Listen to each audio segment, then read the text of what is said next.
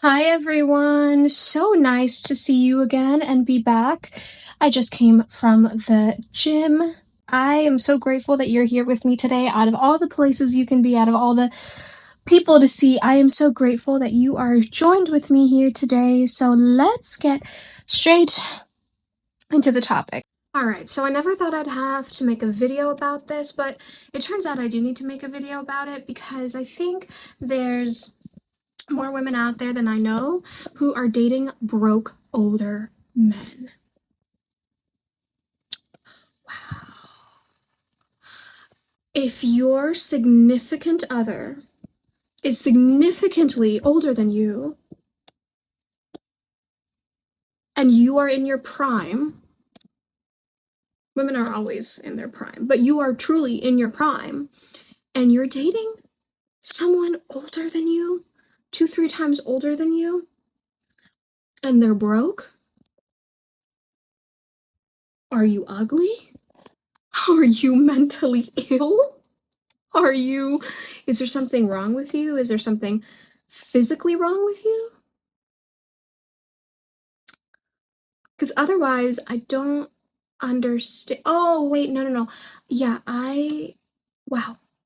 I understand. I understand perfectly. It's love, isn't it? That's tough.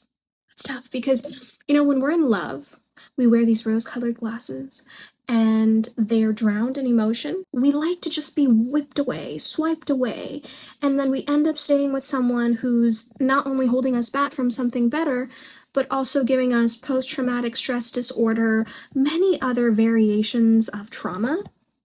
Because one thing that I realized is that if you are significantly younger than your partner, older people tend to have more trauma, okay? And what they'll do is you will be caught by them at a certain point and a certain period of their time where they will feel almost as if they are obligated or allowed to dump all of that onto you, and their bad behavior has so much less to do with you and so much more to do with them.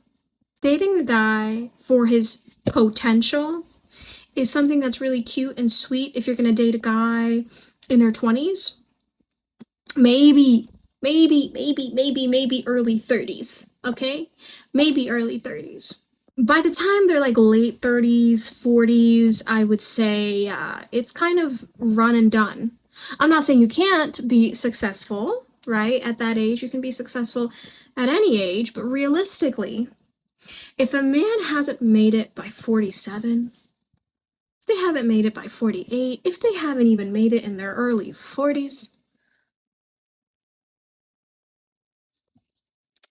what what are you waiting for? Them to die?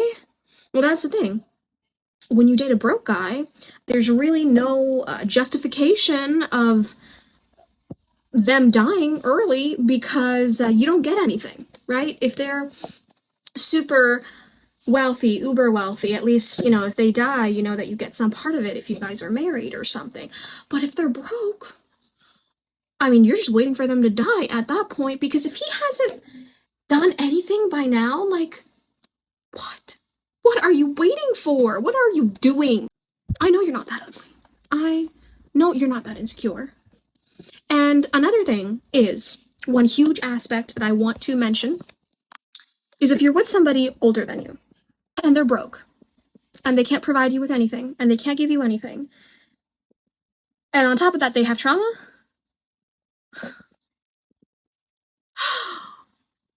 you have to ask yourself, really sit yourself down and ask yourself, are you just with him because you need somebody? Because this is a chronic trait in some women who are, there's something going on inside, they're a little insecure, they need something to distract them from something they know that they need to focus on and do, so they will latch and cling on to literally any man. So really ask yourself, are you with him because he's just kind of a guy, right? And if that's the case, you need to do some serious self-evaluation. And put yourself in better places.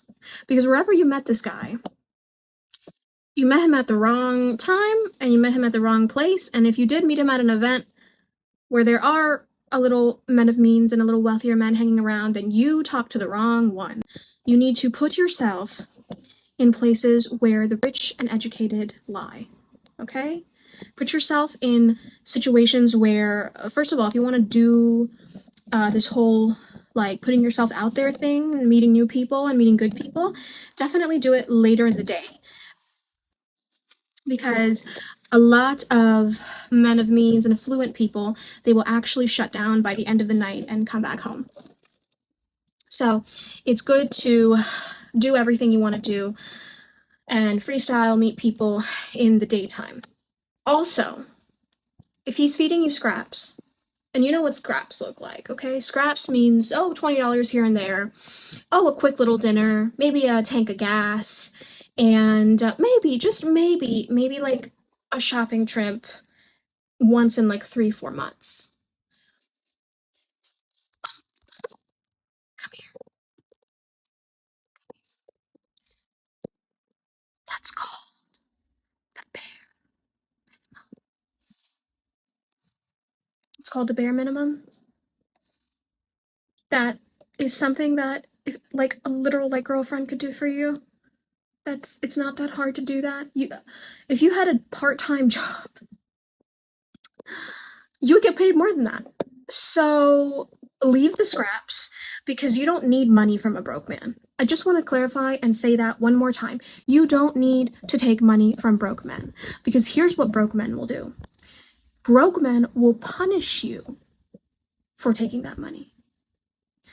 Broke men will quite literally, physically, mentally pummel you to the ground because they have this deep-rooted hatred for you that comes with, why do I have to do this for her? Why do I have to pay for her? Why do I have to pay for her gas?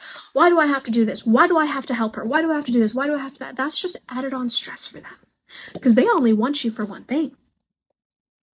They only want you for their pleasure, for their own selfishness, for what they need you for. They don't care about you. They don't care about your needs, what you want, how you live a good life, how you need to be happy. And if you're happy, you're only happy if you're provided for, excuse me.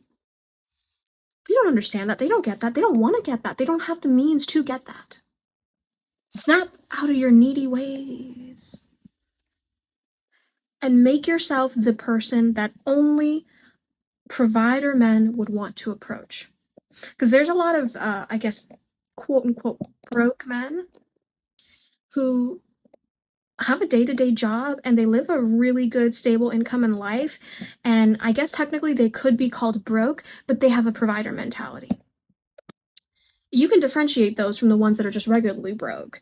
Because the ones that are regularly broke, they always have an excuse as to why they can never crack the system enough to where it will never work for them. And they always have a business idea and proposition and goals and dreams. And they just keep having that for the next 10 years. And by then your prime is gone, the best years of your youth are gone, and you've pretty much ruined everything in hopes of what he's telling you that he has, but can't even show you because he can't even give you anything to prove it. And then by then, you're probably stuck at that point because you're like, okay, I've invested so much time and energy. Why in the world would I leave now? I guess I'm just gonna ride this out until the wheels fall off. Like, that's usually what happens, and that's usually what the broke guy is waiting for.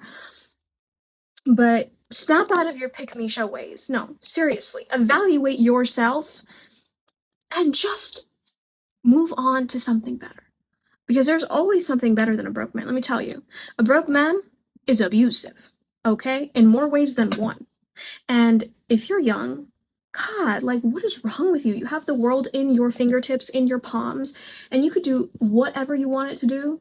And instead, you are holding yourself down and probably even sleeping with this broke man. And he's giving you all this trauma and broke energy by mixing the liquids that you guys have together. And so now you inherit his karma. Now you inherit all of his bad luck, and he takes all of your youth and all of your good energy and all of your good years by the saliva and the liquids and other baby play doll houses that you guys exchange, right? You guys play dollhouse.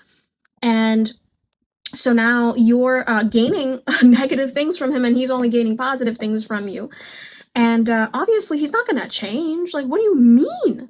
He's not going to get another job. He's not going to get a better job. He's not going to try to improve. Why would he? Because every time he comes back, every time he's back at your doorstep, at your door, at your phone, calling you, texting you, you are the first person to go and be like, oh, it's okay, baby. I guess I'll forgive you. And I'll believe you when you tell me that it won't happen again, and then go right back into bed with him. So why the heck? Why the hell would he have any reason to change or to make more money or to become a better man? You're already going to sleep with him either way. So what is the motivating factor for him to do better? And not only you, okay? There are other women out there who will sleep with him no matter how inconsistent, broke, traumatic, and abusive he is, and he will still have sex. He will still be able to get the poom poom.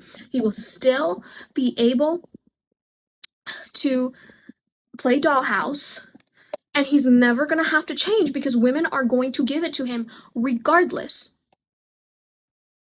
If women just upheld a standard for themselves that I'm not sleeping with anything broke, I am not sleeping with anything that doesn't have vigor and ambition and work ethic and manly tendencies and traits to provide and protect and care for me.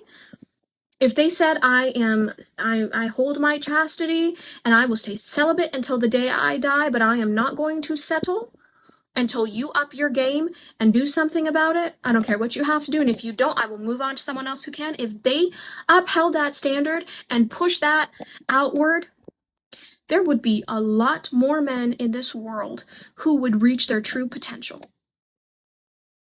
But because women have forgotten what their true value and potential is, they also have forgotten how to let the man realize how much they can do and what they should do and how high they can reach. It's our fault. It's your fault. It's my fault. Anyways, I hope this video touched someone today. And I hope you can snap out of your needy ways and tendencies. Anyways, take care, guys. Thank you so much. Have a great day. Bye.